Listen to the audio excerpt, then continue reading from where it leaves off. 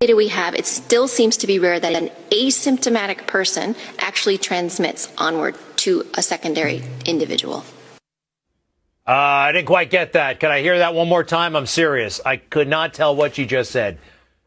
From the data we have, it still seems to be rare that an asymptomatic person actually transmits onward to a secondary individual.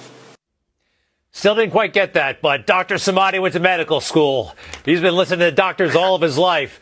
Doctor, I believe the headline from the World Health Organization is asymptomatic people are not infectious. They're not going to spread the disease. Is that what the WHO is saying? Yes, that's correct, Greg. Look, you and I have been going at this since February of this year. We've covered more than hundreds of these segments on Newsmax TV. The most important segment about what we're going to be talking about COVID is probably tonight, because they're taking a 360-degree turn, and WHO is announcing, and this is a big news, that asymptomatic people out there are not contagious. Remember, because we didn't know who would be passing this virus or not, we made everybody do something called social distancing. This is a new word that you've heard of it, and it came to our life a few months ago. We made everybody across the board to wear masks. At the beginning, we said if you have symptoms, you wear the mask to protect others, and then we gave in because CDC and everybody kept changing back and forth. We also made everybody to go for testing. We need 300 million tests the next day, or else we cannot reopen our country. And guess what?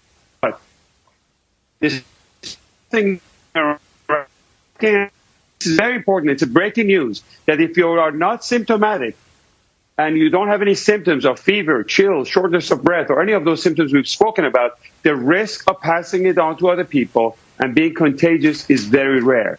And studies like this comes from a very accurate tracing in countries like Singapore, contact tracing, and it's too bad that these researchers are not, the papers are not making it to Lancet, and mainstream media is not covering to the extent. This is probably one of the biggest news that we've had since coronavirus outbreak.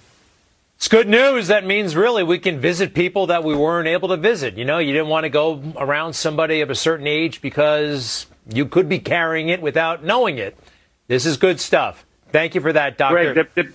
The big thing is that the panic and hysteria is out the door. We can reopen our America.